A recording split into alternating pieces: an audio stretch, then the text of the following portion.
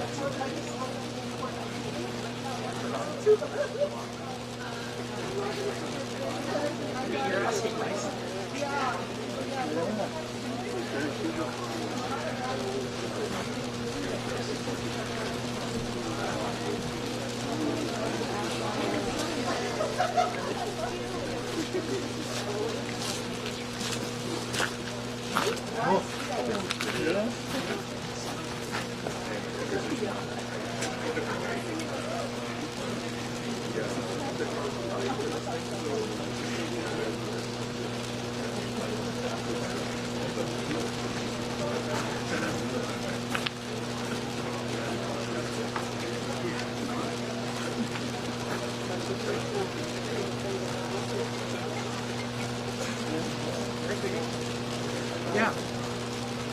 He just landed. Yeah, so he's probably, I would say, 10 minutes behind, I guess. Yeah.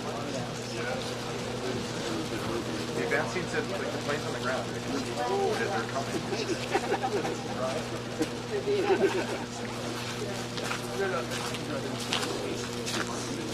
Yeah, I wouldn't say right now, but it's coming. Yeah, I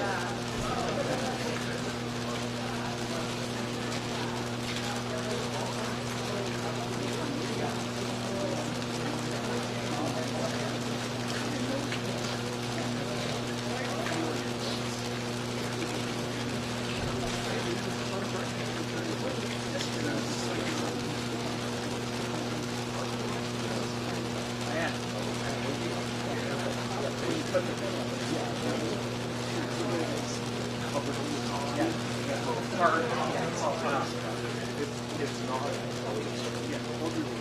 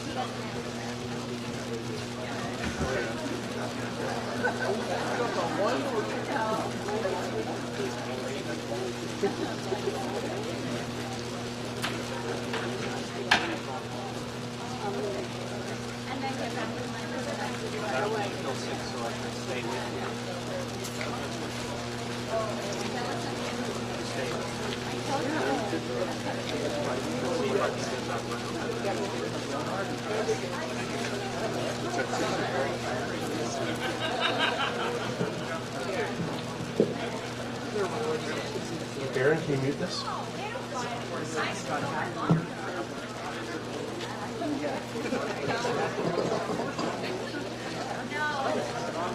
Darren, can you mute this?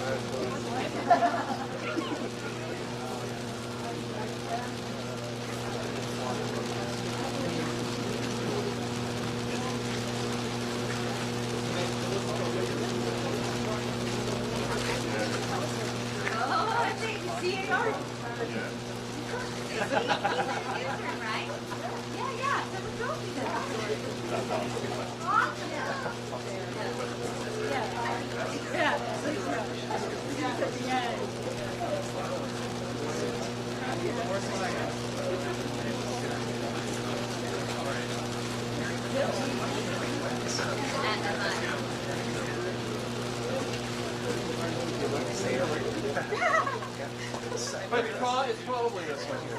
Because that's probably the eye line. I guess either way, eye line one. Oh no, you know what? Why don't we not let yeah, so this would be your guys' right here, and then the guy saying, one follow-up question.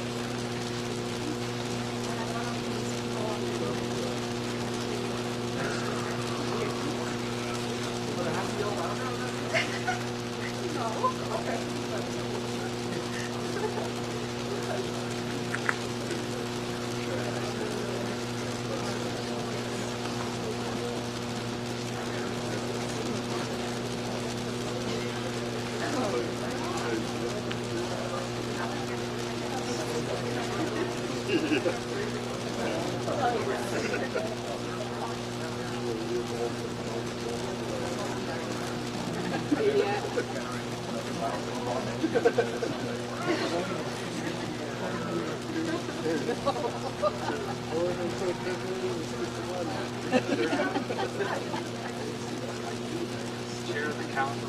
Thank you.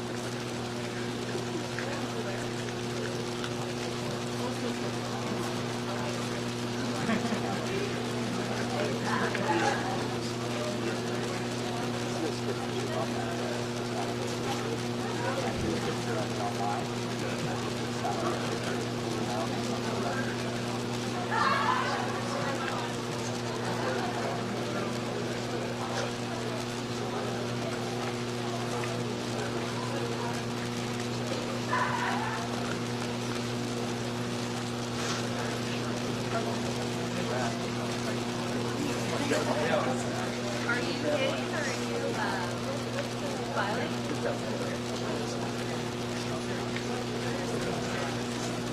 We were supposed to do live, we went to live, and then gather, and then realized that we should do it. So we'll gather it. How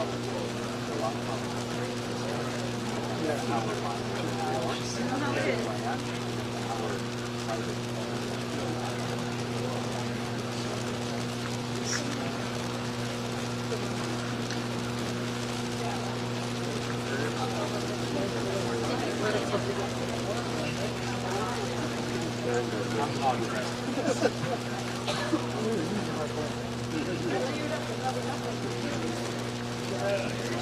Everybody wants to run lighter shoes. Look at that. I've been shaking it.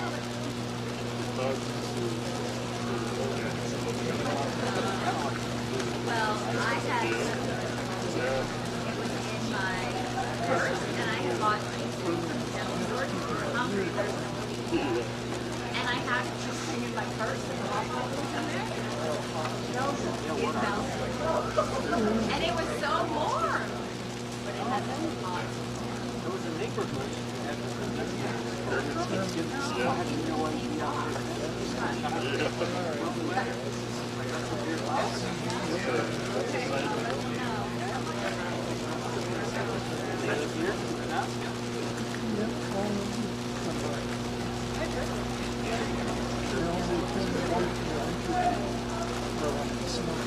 I just wrote in the Carney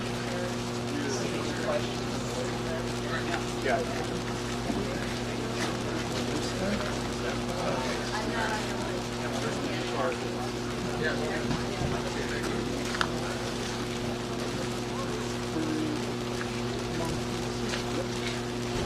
on your Thanks, Mike.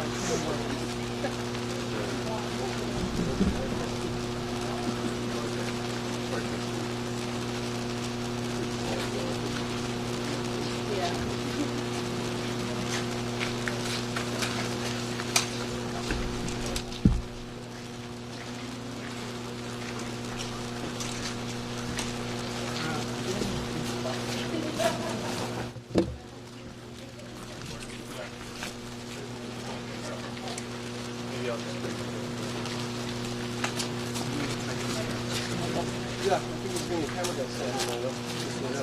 Well, I'm not used to it. Okay. Okay. I think he's just getting B-roll right now.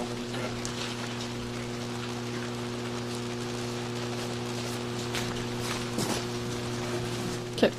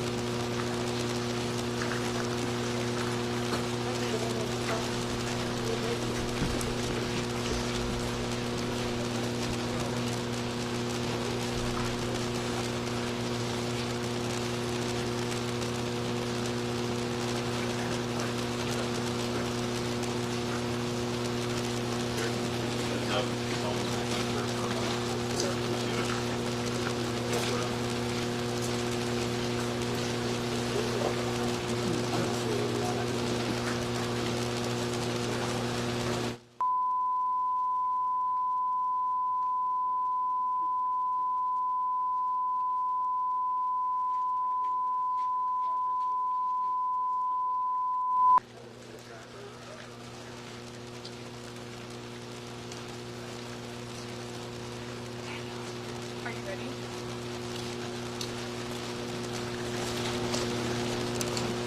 Yeah, I'm good.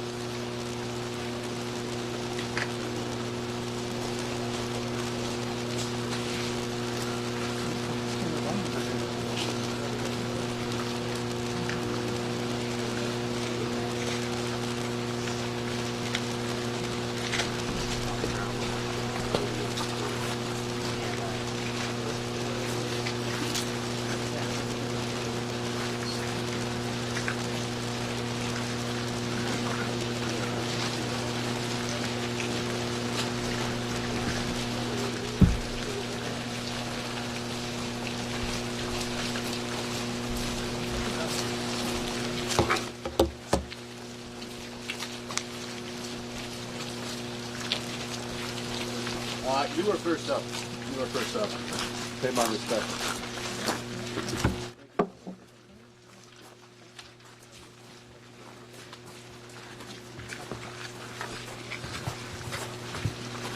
Okay. Oh, I'm good to go. You are good to go. I'm on the yes here. Sebaslasgan, which is Smolyak, which translates to the cedar mat has been laid, and you are welcome in my house. I would like to acknowledge that Terrace sits on the traditional territory of the Tsimshian people, the Kitsillas and the Kitsimkalim. Canada, welcome to Northwest BC, and Terrace specifically. Terrace is the epicenter for all the major projects in Northwest BC. If it's LNG Canada, Cedar LNG, Silism's LNG, Bruce Jack Mine, Red Chris Mine, all the other mining projects that are going on in the Tahltan Nation and the Golden Triangle, the Port of Prince Rupert and all the projects that are going on in Rupert as well. We are ready to work together to build a strong Canada. It is now my great privilege to introduce someone whose leadership and vision has inspired confidence both here and across the country. So on behalf of the City of Terrace, Northwest BC, I would like to welcome the Prime Minister of Canada, the Right Honourable Mark Carney. We appreciate you taking the time to travel here, and welcome to Terrace. Tuiksuk Noon.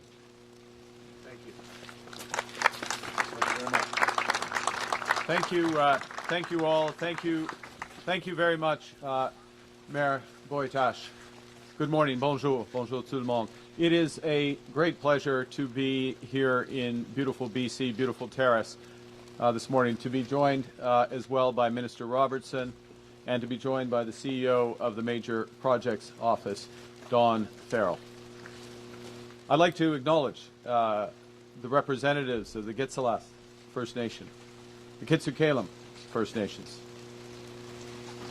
and recognize that we are here on the traditional territory of the Tsimshian people. I'd like to acknowledge other representatives of other First Nations communities who've gathered with us today and whom we honor. The reason for this meeting is to announce the second group, the second tranche of major projects that will be referred to what's known as the Major Projects Office. Let me talk a bit about those projects and what they're here for. They're here to reinforce our nation. They are part of nation-building strategies to transform our economies, but to build all nations, to build Canada and to build First Nations. They are strategies that will make our country more independent, more inclusive, more sustainable, and yes, more prosperous.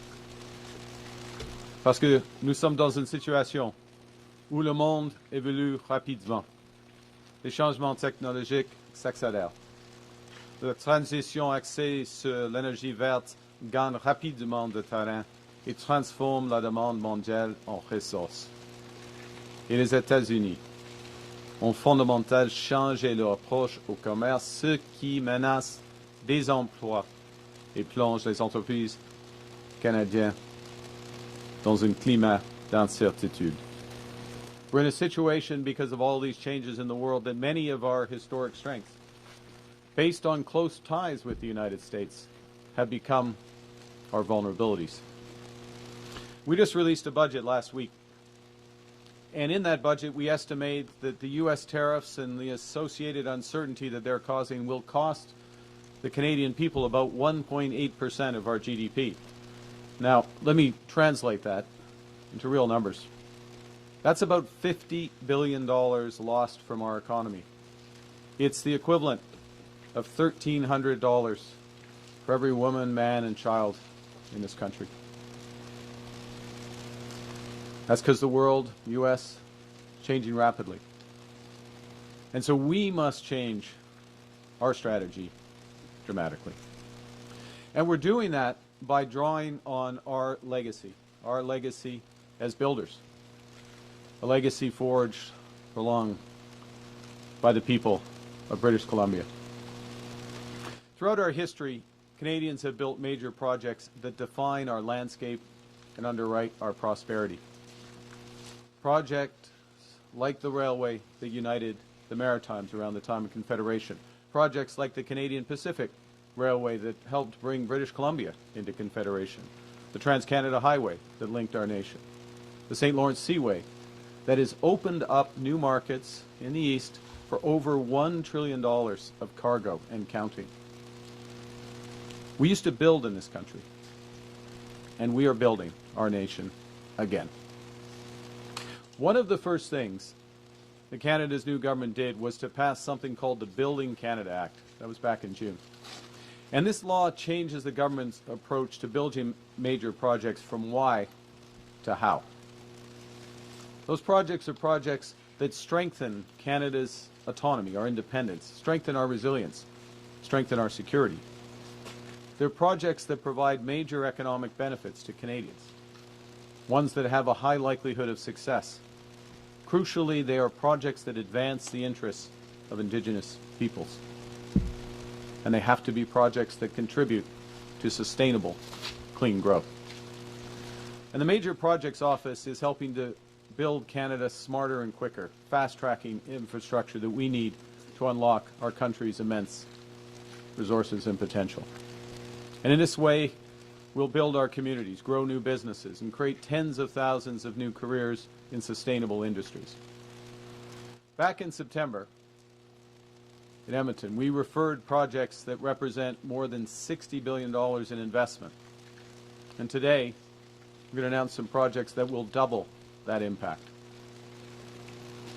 The budget that I referenced a moment ago, the budget of last week, reinforces our mission to build Canada strong. It's our plan so that Canadians take full control of our future.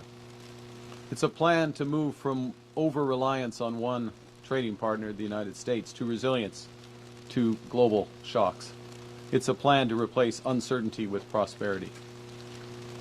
Nous prenons notre avenir en main en bâtissant une seule économie canadienne qui sera propulsée par de nouvelles infrastructures afin de relier nos régions, de diversifier nos marchés, de ramener les logements à des coûts abordables et de protéger nos communautés. Au cours des 5 prochaines années, nous allons réaliser 1 000 milliards de dollars en investissement. À lui seul, le total de cet investissement suffira à augmenter notre PIB de plus de 3,5%, soit 3 500 dollars par chaque travailleur canadien. In other words, these projects that we're catalyzing, $1 trillion of investment in total over the next 5 years. That's $3,500 for every Canadian worker, twice what the Americans are taking away. Each of the projects that we're referring to the Major Projects Office today, in and of itself, is transformational. But the bigger point is that their impacts will be amplified by being part of bigger national strategies to boost Canada's competitiveness, including to realize our country's full potential as an energy superpower, by creating new trade and economic corridors that diversify our economy, projects that help build Canada's leadership in critical minerals to increase our independence, and also projects that we won't discuss today, but projects that establish our data sovereignty so Canadians can be served safely and securely online. Now, Canada, let me start with our position as an energy superpower. We're starting to realize our full potential in both conventional, i.e. oil and gas, and clean energies. LNG is an essential fuel for the energy transition. LNG can help Canada build new trading relationships, especially in fast-growing markets in Asia. By 2040, it's estimated that global LNG demand will rise by 60%, and Canada will be ready. We're home to the world's 4th largest reserves of natural gas, and we have the potential to supply up to 100 million tons annually of new LNG exports to Asia. But that will require major investment across a wide range of infrastructure. And to encourage that investment, the budget provides new tax incentives to encourage the world's lowest carbon, I'll repeat, the world's lowest carbon LNG facilities. And the budget also expands the Canadian Infrastructure Bank's ability to support projects like Silisum's LNG. Silisum comprises a new gas pipeline, a new electricity transmission line, and a new floating LNG export facility. Led by the Nisga'a Nation under President Ava Clayton, Silisums will become Canada's second largest LNG facility with a capacity to export 12 million tons of LNG every year to new markets. It'll also be one of the world's cleanest LNG operations, with emissions an incredible 94% below the global average, and with the potential to reach net zero by the end of this decade, all while creating thousands of skilled careers and $4 billion contributions annually to our GDP. The federal government has been working closely with the province of British Columbia in the development of this project, most notably through a one project, one review environmental assessment process and associated consultations led by the province. In addition to consulting on the financing of Silisum, the Major Project Office will also help coordinate timely approvals of all three elements of the project and the related transmission infrastructure that I'll discuss in a moment. Now, more broadly, taking a step back from LNG, core to becoming an energy superpower will be to fully capitalize on Canada's advantage in clean energy by substantially expanding our clean electricity grid. Over 80% of the electric power we produce in the country, it's higher obviously in British Columbia, but in the country as a whole, is clean. The point is, clean electrification is the path. It's the only path to building a sustainable, prosperous economy. D'ici 2050, nos besoins en électricité pourraient tripler due à la croissance économique et à l'augmentation de la demande pour les transports propres, aux processus industriels verts et aux centres de données. Et pour répondre à cette demande, nous aurons besoin davantage de capacités hydroélectriques, solaires, éoliennes et nucléaires. Et nous aurons besoin de nouvelles interconnexions entre les systèmes provinciaux pour créer un réseau énergétique canadien efficace, robuste et durable. We can unlock enormous economic opportunities by connecting and creating a sustainable grid, including right here in northern British Columbia. So our government is launching a transformational strategy to develop that clean energy, including through new investment tax credits for clean electricity, through something we just introduced in the budget called the Productivity Super Deduction, which provides for immediate expensing of clean electricity generation and conservation equipment. The Canadian Infrastructure Bank plans to invest $10 billion in clean power projects, and there will be federal support for provincial transmission links. We also see that nuclear power will play an important role in scaling clean generation, and the Minister of Natural Resources will lead our new nuclear strategy, working with the provinces, including the Government of Ontario, to deploy small modular reactors and tens of gigawatts of new utility-scale nuclear capacity. Canada, of course you know this in BC, Canada has a long tradition of using hydropower to unlock economic activity. That's true here, it's true in Quebec with Hydro-Quebec, it's true even in my home province of Alberta with the Brazeau Dam, which was the start of our industrial development. In that spirit, today we're referring the Iqaluit Nuqiqsutit hydro project to the Major Project Office. This is a breakthrough. This is a breakthrough for Arctic sovereignty and sustainability. It will be a 100% Inuit-owned hydro energy project. It will save $1.9 billion in diesel costs over the next 50 years while providing affordable, reliable, emissions-free power in the Arctic. Now that's elements of the energy superpower strategy. The second strategy is to develop new trade and economic corridors that help us diversify our markets and build our independence.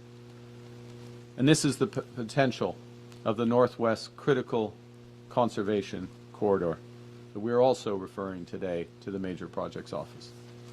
The Northwest Corridor has extraordinary potential to unlock critical minerals development, clean power transmission, all under Indigenous leadership.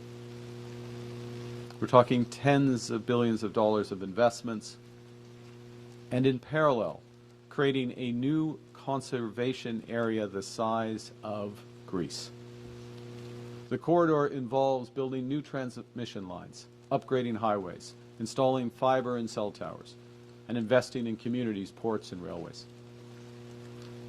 By doing so, we'll strengthen our position as a global leader in clean energy and a leader in critical minerals. Now, what's crucial for this is the North Coast transmission line, one of the reasons we're here at BC Hydro. It's required to unlock this potential. And to help get it going, the Canada Infrastructure Bank is today announcing a loan of $140 million to BC Hydro. The North Coast transmission line will enable transformative industrial projects, including silicium, LNG, as well as multiple critical minerals developments in the Golden Triangle. The transmission line alone has the potential to create $10 billion in new economic activity in this area, while reducing emissions by up to 3 million tons annually. But more broadly, the Northwest Transmission Line will anchor clean energy industrial corridor for generations. And it has the potential to be connected with the Yukon through the Yukon-BC Grid Connect that will increase the Yukon's energy security and affordability, as well as there's the potential for an interconnect with Alberta to optimize reliability and sustainability in that province. Now, with respect to critical minerals, by 2050, global demand for those minerals is expected to increase fivefold, 5 times. The problem is, at present, the supply of those resources is highly concentrated in one country, and it's very risky. What the world wants is Canada to be the reliable supplier of critical minerals as the world moves to building a more sustainable economy. We're already amongst the top 5 global producers for 10 different critical minerals, and we hold rich geological endowment of all 34.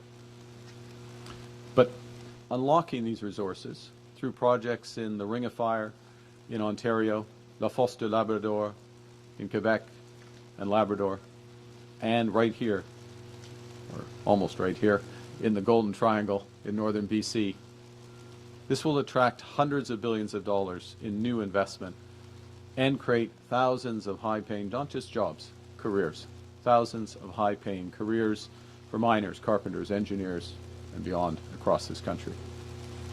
The federal government is committed that these opportunities are realized in full partnership, including with equity ownership with First Nations communities.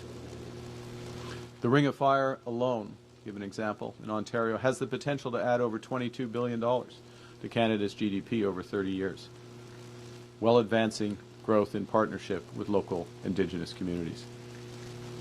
So we put together a critical minerals strategy that will encourage exploration, accelerate project development, support essential infrastructure from the first mile to the mines and the processing facilities to new trade corridors and ports that open up global markets.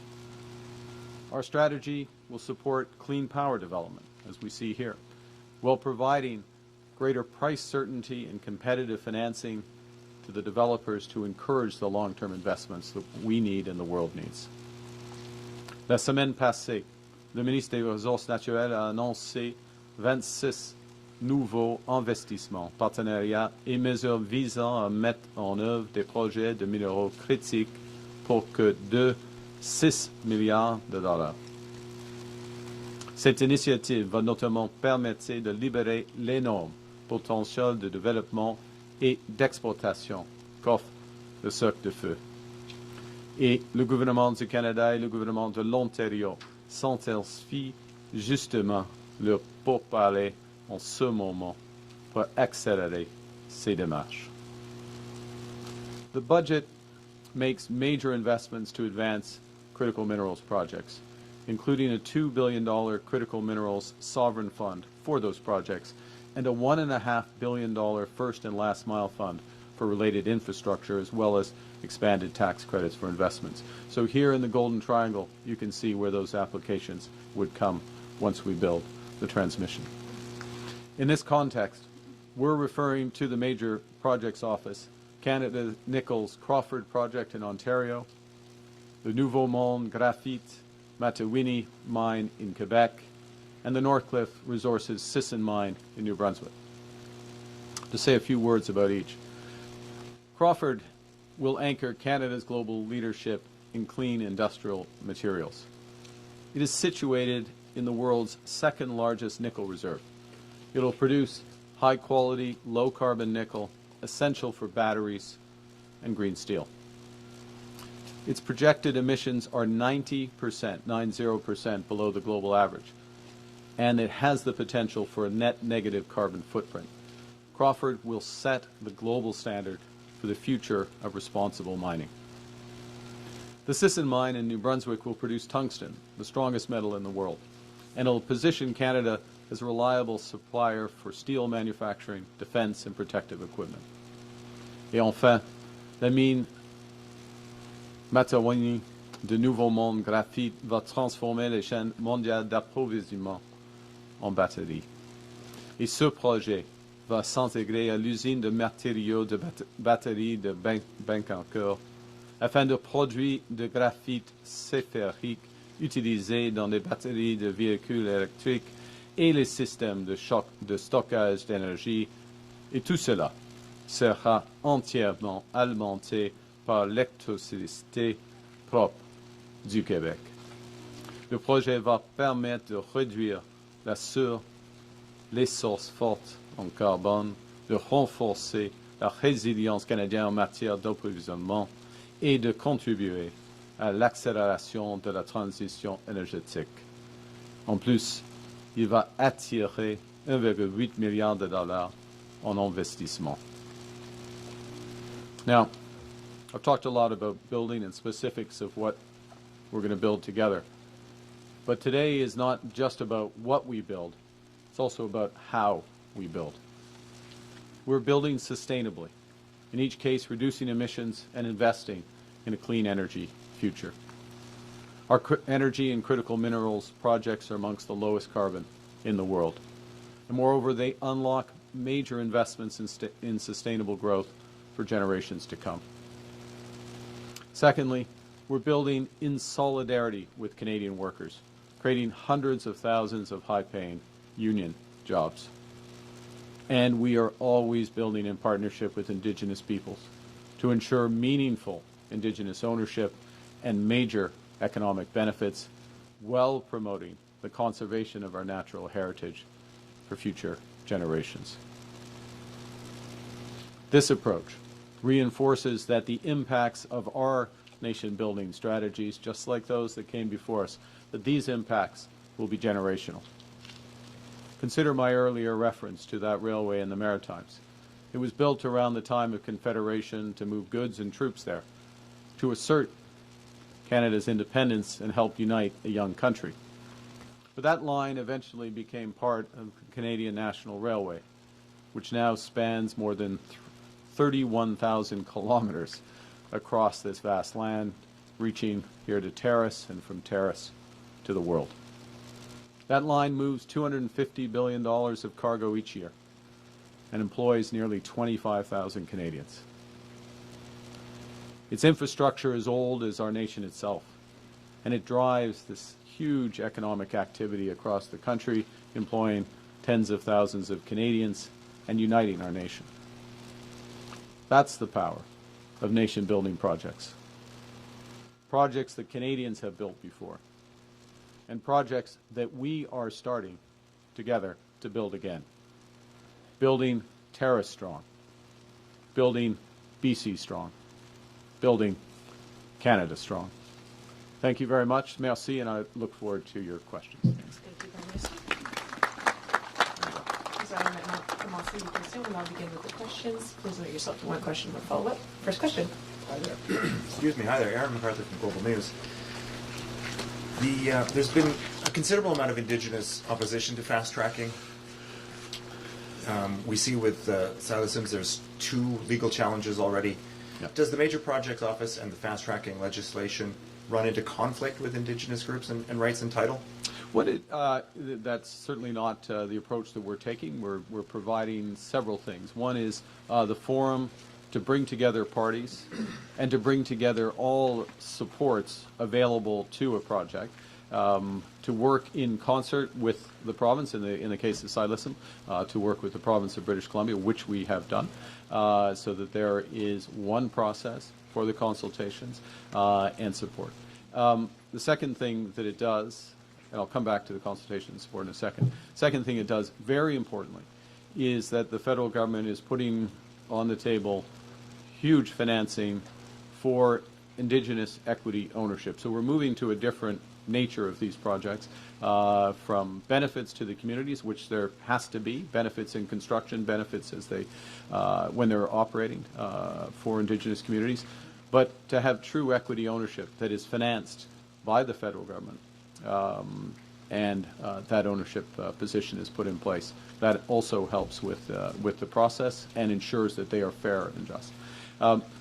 We're encouraged with respect to Silasm in terms of the scale of Indigenous support across various groups, support, obviously the Niska, but more broadly across potential pipeline route, as well as the transmission route.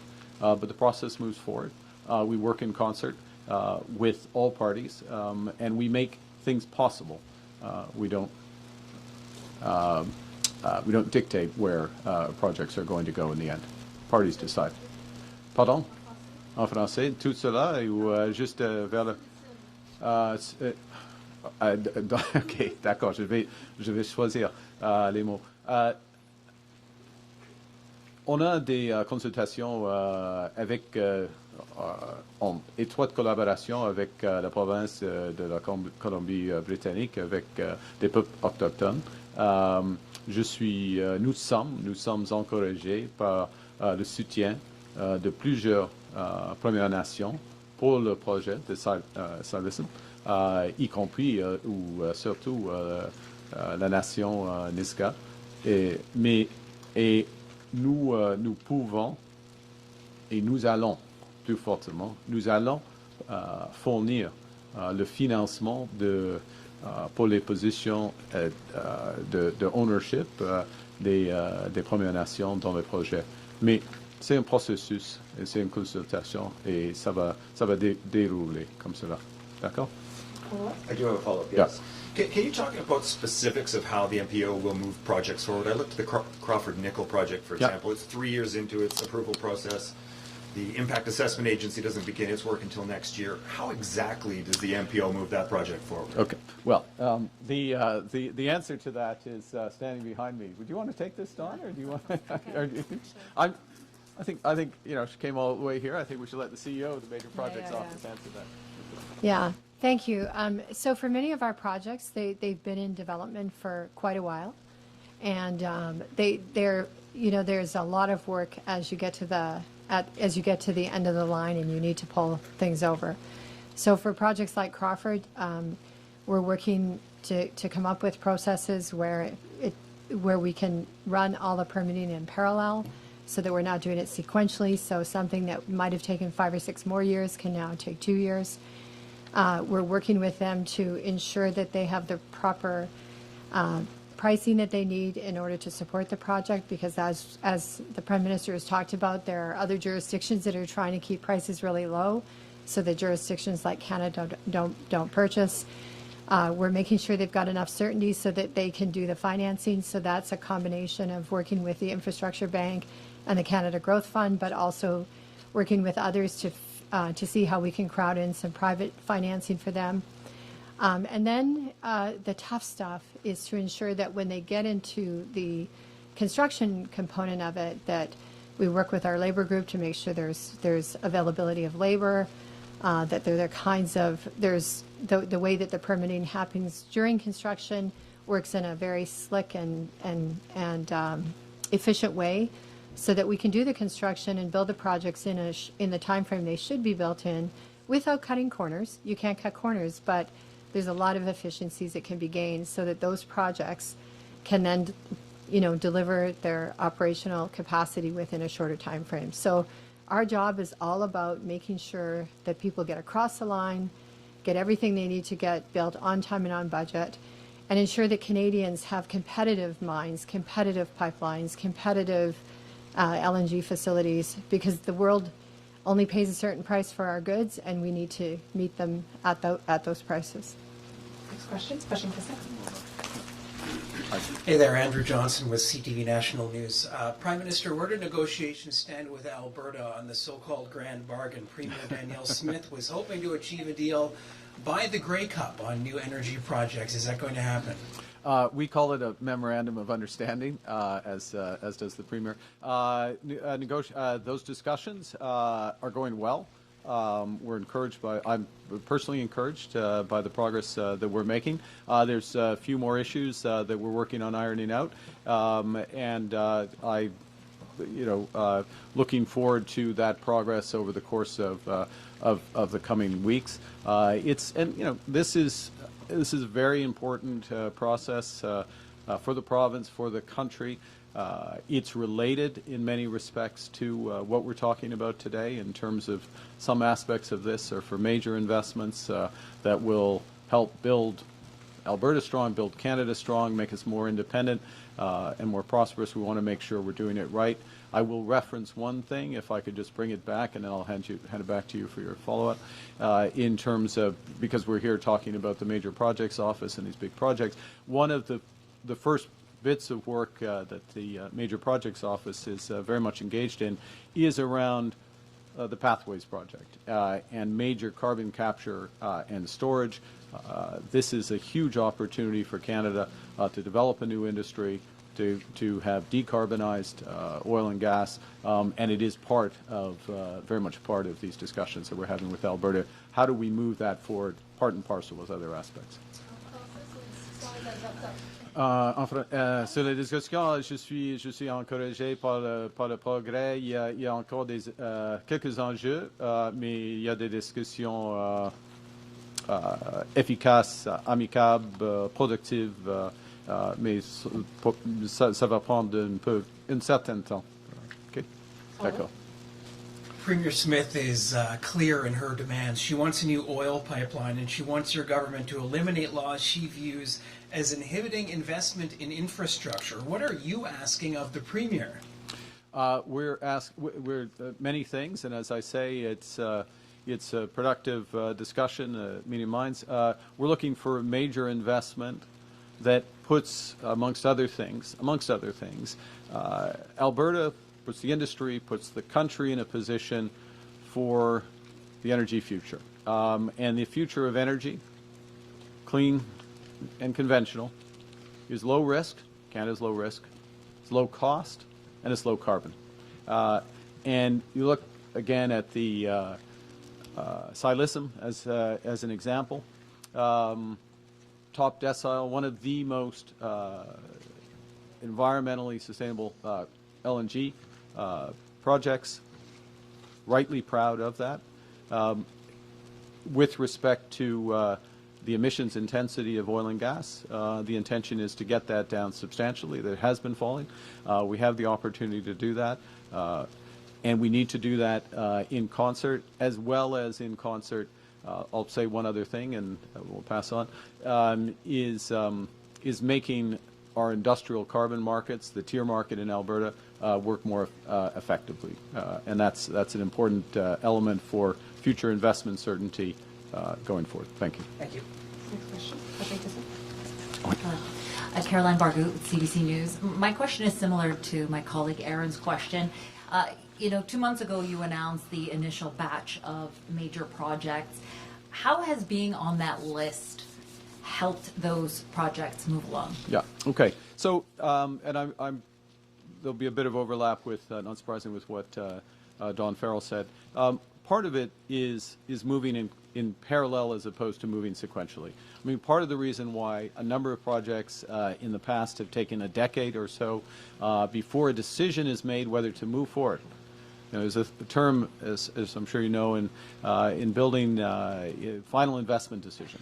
Well, you don't take the final investment decision of whether to put shovels in the ground, metaphorically or physically, until you know whether you've got the regulatory approvals, some idea of what the financing terms are going to be, who's going to buy potentially the product, those aspects. Well, the answers, whether you're going to get the environmental assessment, who your partners are going to be, and how can they participate fully in the project. What being part of the this process is, from the federal government's perspective, is to move our contributions to all of those aspects, to speed them up, to move them in parallel, with provincial governments. I'll give you another example, which is that too often, historically, you'd have a provincial approval process, and then the federal approval process would start. But different federal departments would start their approval processes at different times and not take into account what others were doing. So with respect to the projects that have come over, we're moving much faster. We're moving in parallel. There's a window, a single window for the people who are working on these projects to see all of the financing support. There's a single window for Indigenous peoples working with the federal government. Again, it's not the entire picture, but it's an important part of the picture to move that forward. And it moves these projects more quickly to the decision whether they move forward or not. And I can tell you personally from my experience in the last 2 months, just dealing with the proponents, it is very much appreciated. Yeah. My second question is, a number of First Nations oppose some of these projects, and some of the chiefs will be holding a press conference after this. What do you say to them, and how do you square pushing ahead with these projects in terms of reconciliation when there's so many nations that oppose them? Well, let's be clear what's happening today. We are referring projects to the Major Projects Office so that all of the work is done, so that all of the information for that decision that I just referenced, the final investment decision for these projects, is available. And a crucial component of that, I don't mind repeating myself about this because it's essential, is full First Nations partnership and participation. Okay? And that comes with the knowledge of what the terms of the project are, what the possibilities are for that participation, and this is the single window that provides it. Referring to the MPO, the Major Projects Office, does not mean the project is approved. It means that all the efforts are being put in place from the federal government in order to create the conditions so it could move forward. But those decisions are taken by many parties, including very much First Nations. So if the First Nations continue to oppose them, then there's a chance these projects will not go through? Well, we'll see the decisions that are taken. But I underscore that when we speak to, with respect to Silism, which is a multi-phase project or multi-aspect project, the very considerable support that exists already for that, and it links into a broader strategy that becomes available in the Northwest Critical Conservation Corridor, including considerable conservation in the area as well. So it is linked. There are many parties, and all of those parties have to be taken into account. Next question. Prochaine question. Yeah. Bonjour. Enfin. Julie Oui. Landry, Oui. Radio-Canada. Donc, ces grands projets qui sont déjà été annoncés et ceux d'aujourd'hui sont tous des projets à long terme.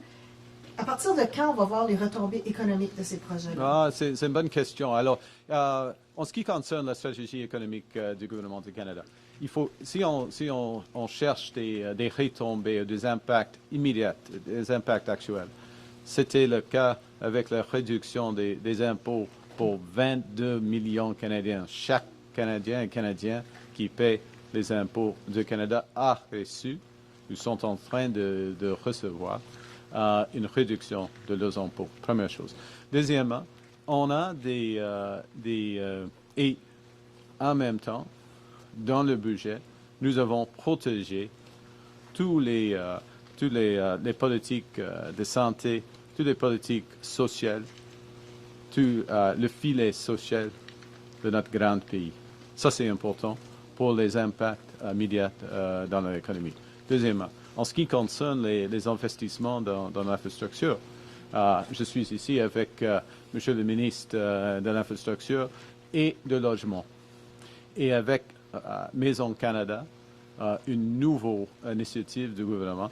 On va créer les impacts à court terme, pas immédiat, mais à court terme. À ce moment-ci, c'est plus de 4 000 et demi environ maisons qui sont en train de développement.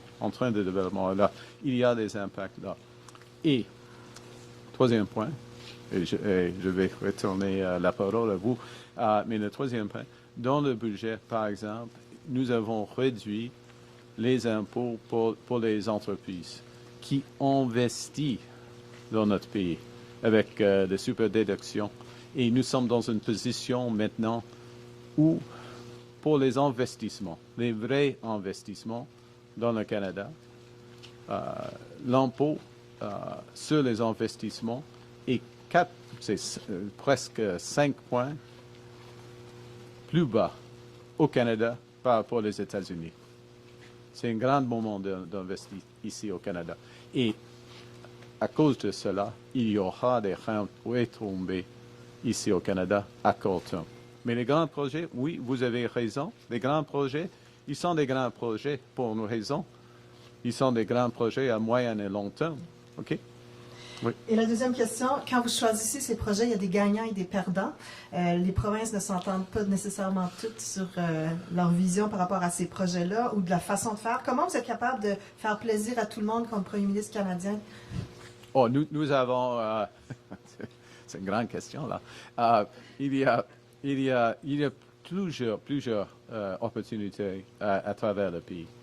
Plusieurs opportunités à travers le pays.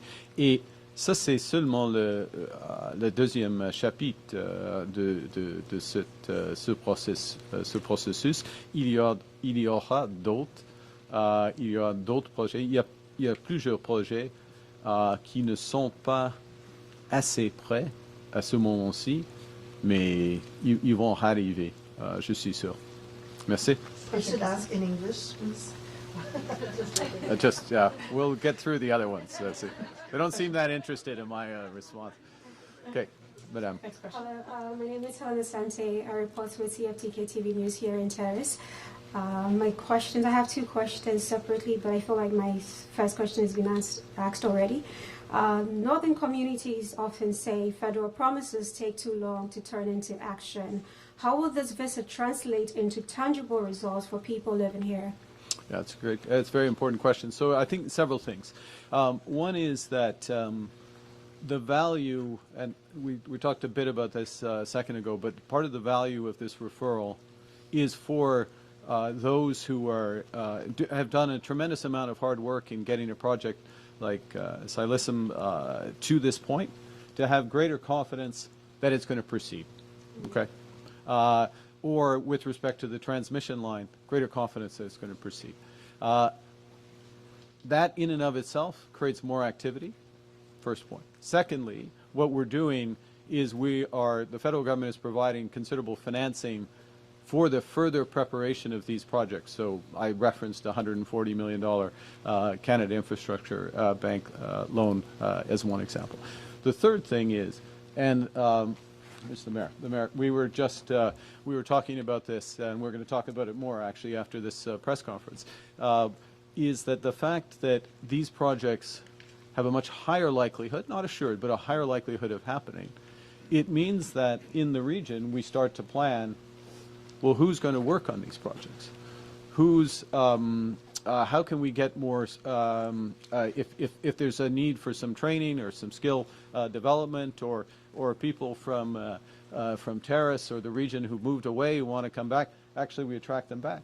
Who else can we get to build? Because the scale of the work related to this is going to be enormous. So we are very confident in that, and we're sending not just a signal.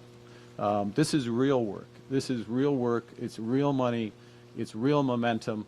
And it's a huge, huge opportunity for the region, and it's a huge opportunity for the country. And I can't underscore it. Now, the main beneficiaries have to be the people of the region, first and foremost, and then more broadly across the country. Just like when I referenced, the St. Lawrence Seaway being built 60 years ago, or these railways being built, it unlocks tremendous opportunities. But yes, there is immediate impact just through the work that needs to be done to move these projects to the next stage. Thank you. I'm going to trouble you on my second question, which has been asked already. It's all right. The Citizen project is a big move towards your national energy goal, but there's still a lot of tension between the BC Premier, Alberta, and others who oppose on energy policy. How do you intend to bring everyone to the same table to keep Canada's energy vision united? It hasn't been asked that well.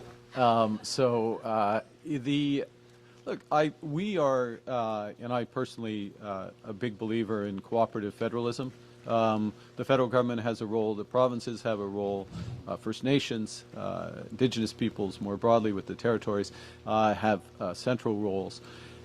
We need to talk to each other. We need to understand each other's perspectives. We need to see where we can cooperate and build things. We need to acknowledge where we can't and not move forward. Part of what we're doing, and I'm very encouraged by the progress that's being made in BC, in Alberta, and yes, there are differences of opinion about certain things, but we'll continue to have those discussions, is that it is showing the scale of opportunity and ambition in this country, not just for today, but for future generations. And it's that process that will continue to bring us progress. Thank you. We'll have time for 2 more questions. Okay. Hello, Mr. Prime Minister. Colton Bazoyan, Vista News, Prince Rupert.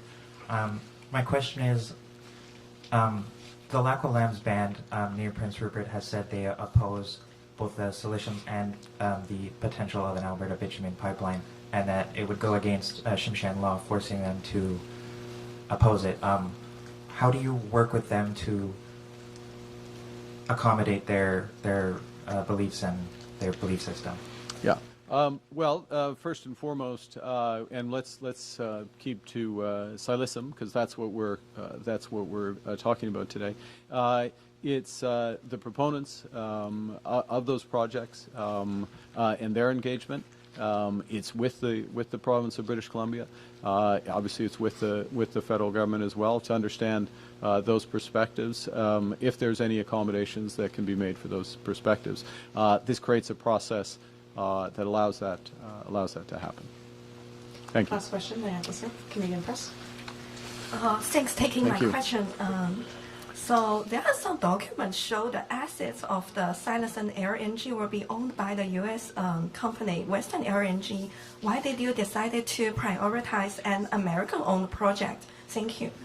There's 3 aspects to this project. There is the LNG liquefaction, what is called liquefaction or export facility, which will be off Terrace Island as the current plant.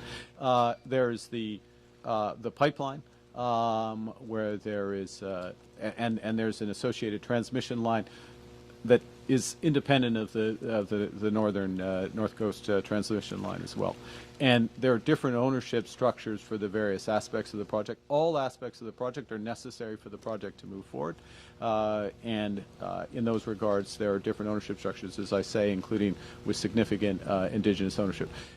And there is support that because they're connected, there is support. It's not universal, but there is support for the project. There is also, I'll just underscore, there are always also opportunities for adjustments for ownership structures if that is appropriate, and the federal government stands ready to facilitate those if that's appropriate. Thank you. Thank you so much. Can we have the last question? Sure. Just sorry. Yeah. Yeah. Sorry. Thanks. Yeah. Ryan Agata from Dogwood News. Following up on this question. So, as it stands, Western LNG is the owner of the Xilisms terminal, and it would be built in Korea with Korean and Chinese steel. So how much taxpayer money are we prepared to invest in a project that is American-owned and foreign-built? There is, there are different aspects of the project, as I said. There is the PRGT pipeline, which is necessary, which is Canadian owned First Nation. Sorry, can I finish? There is the associated transmission line that comes there. There are structures that come with projects that ensure that there's returns to taxpayers through the tax system as well. And the structure of the financing is a decision that we take with the full information of the project design. So that's part of, we answer that question with full information by doing the work, and that's what the referral to the major project office facilitates. Thank you. Ouais, il y a des positions dans les trois aspects de projet de CILISM sont différents. Il y a des intérêts canadiens, des grands intérêts canadiens, des intérêts autochtones dans le projet. Il y a des différents, oui, c'est le cas avec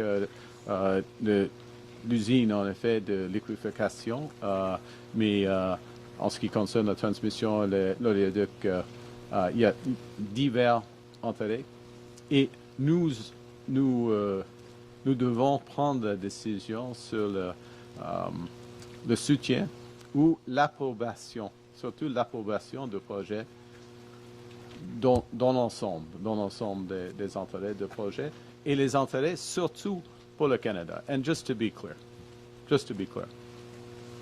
the first objective, the first principle of these projects is it's in the interests of Canada. The interests of Canada making us stronger, making us more independent, the interests of Indigenous peoples, the interest of building a more sustainable society. We're in a position here, I mean, I wanted to come here because this, the scale of and the breadth of the opportunity in northern British Columbia is immense if we work together to help unlock it. Not every aspect, not every project, not every mine will go forward because people have to be behind them and they have to be the right ones. But by unlocking transmission, clean power, by unlocking the last mile to some of these mines, and by conserving a huge area of this province, we can create a balance that is not just in the interest of this generation, but many generations to come. That's what we're discussing. That's what the project office is going to review, and we'll take the decision with full information together. Thank you very much. Merci beaucoup. Thank you. This was an after press conference. This may have been a council press.